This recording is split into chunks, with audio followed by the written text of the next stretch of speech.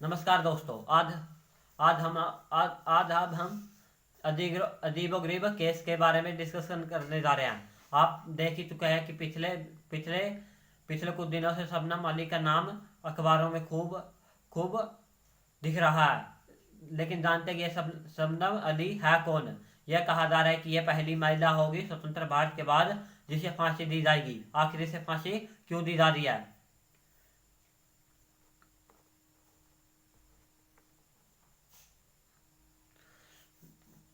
कहानी की शुरुआत होती है 2008 से, जब शबनम ने जस्ट एमए इंग्लिश और ज्योग्राफी में पास किया था। अब वह कुछ कुछ महीनों पहले तक एक कॉलेज में एक शिक्षक के रूप में कार्य भी कर चुकी थी, और उसके पिता एक स्वयं शिक्षक थे। वह उत्तर प्रदेश के अमरोहा जिले की रहने वाली थी। वह अपने गांव के लड़के एक सलीम नामक सलीम नामक एक व्यक्ति से प्रेम करती थी, जो कि एक छठी कक्षा फेल था। यह बात उनके परिवार वालों को हजम नहीं हुई, और उन्होंने सलीम से मिलने से मना कर दिया। लेकिन वह इस बारे में परिवार वालों की नहीं मानी, और तब एक रात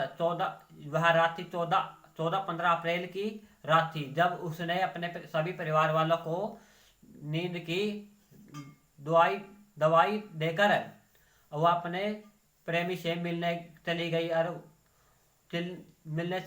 और उसी रात शबनम अली ने अपने सात सदस्यों परिवार के सभी 7 सदस्यों को मौत के घाट उतार दिया। आखिर जानते कि उनके परिवार के सदस्य कौन कौन कौन थे? उसके शक, पिता शक्वात अली, और उसकी माता हसमी अली, और उसके बड़े भाई अनीज की वाइफ अंजुम, और उसका छोटा भाई रशीद, और उसका कजन उसकी मौसी की लड़की जो रबिया और अरस, और अनीज उसका भतीजा जो उसके बड़े भाई का लड़का था।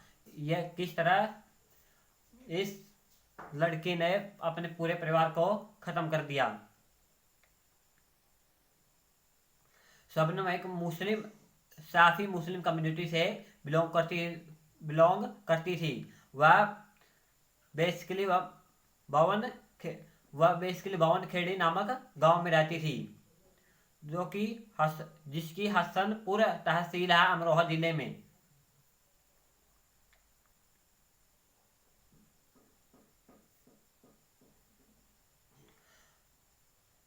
वह शिक्षक मित्रा स्कूल में भी एक टीचर के रूप में कार्य कर चुकी थी। उसके परिवार ने सलीम और उसके रिलेशनशिप का विरोध किया,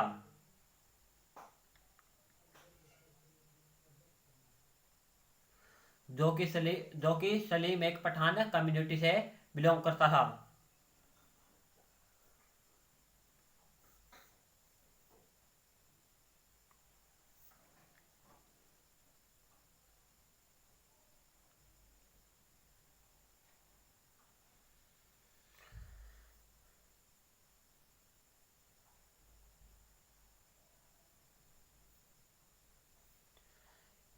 जब जब यह खबर जब यह खबर बाहर फैली, तो पूरे भारत में एक तहलका मच गया। तब तब तत्कालीन मुख्यमंत्री मायावती ने जांच के आदेश दिया, और इसमें एक विशेष कमेटी गठित की गई, जिसमें उन्होंने पाया कि शबनम अली और उसके प्रेमी सलीम ने ही उनकी हत्या उसके परिवार वालों की हत्या किया। लेकिन उन्होंने पाया कैसे? उन्होंने पाया कि कुछ कॉल रिकॉर्ड्स, और जब उन दोनों को बयान लिए जा रहे थे, तब दोनों एक दूसरे के खिलाफ बयानबाजी कर रहे थे। इसलिए जब पुलिस ने थोड़ा सा फोर्स लगाया तो उन्होंने अपना सच कबूल दिया। और एक और तरफ से यह भी सामने आया कि शबनम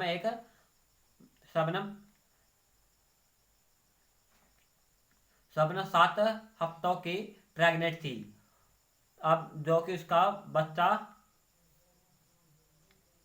उसने एक बच्चे को भी जन्म दिया जिसका नाम था मोहम्मद ताज। वही बच्चा जो कुछ दिनों पहले राष्ट्रपति को अपने मां की जान बख्श देने की गुहार लगा रहा था।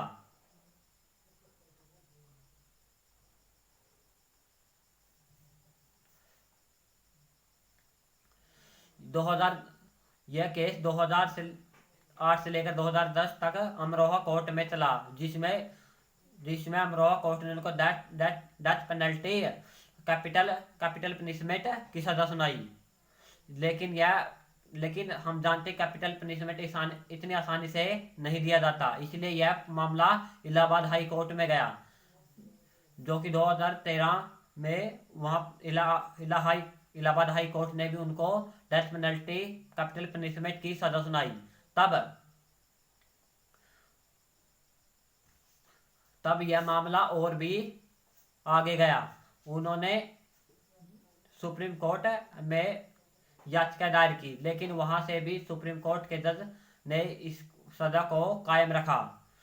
लेकिन कुछ समय तक उन्होंने इसकी सजा कैपिटल पनिशमेंट की सजा पर स्टे लगा दिया। उन्होंने राज्य के गवर्नर को अपनी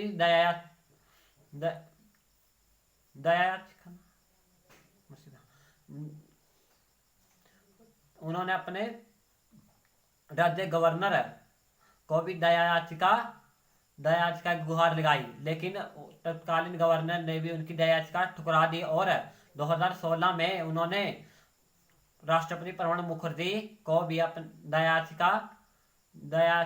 दया की मांग की, लेकिन उस समय भी राष्ट्रपति ने इस तरह की उन्होंने सजा को माफ करने के साफ इनकार कर दिया। और अब उन्होंने यह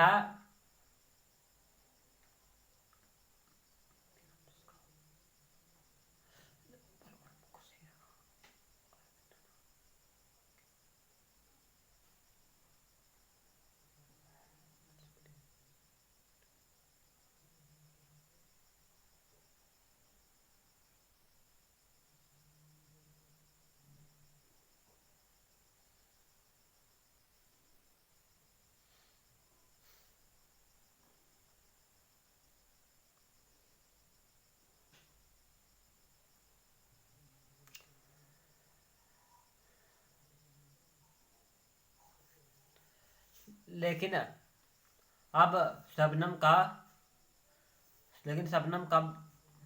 बच्चा अब 12 साल का हो चुका है, जिसका नाम है मोहम्मद ताज। उन्होंने कुछ दिन पहले ही राष्ट्रपति से अपनी मां की जान बख्श देने की दया की गुहार लगाई थी। उन्होंने मर्सी पिटीशन दी थी, लेकिन प्रेसिडेंट पहले इस चीज से इनकार कर चुके हैं। अब सरकार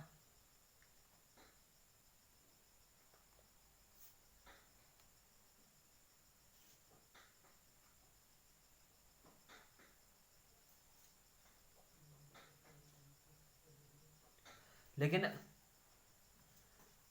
लेकिन हम जानते क्या क्या और भी महिलाएं हैं जो डेथ डेथ पेनल्टी में है या उसे कैपिटल पनिशमेंट दी गई है। जी हाँ, यह कोई पहली महिला नहीं है जो जिसको फांसी की सजा जिसका इनफैक्ट 2016 की रिपोर्ट बताती है कि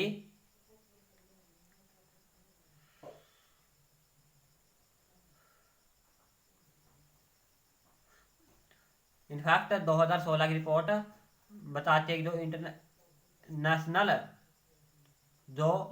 लॉ यूनिवर्सिटी में था कि उन्होंने कहा कि 12 महिलाएं ऐसी है जो जिसे कैपिटल पनिशमेंट मिली हुई है, जो कि उनमें से अधिकतर बैकवर्ड क्लास और रिलीजियस माइनॉरिटीज की हैं।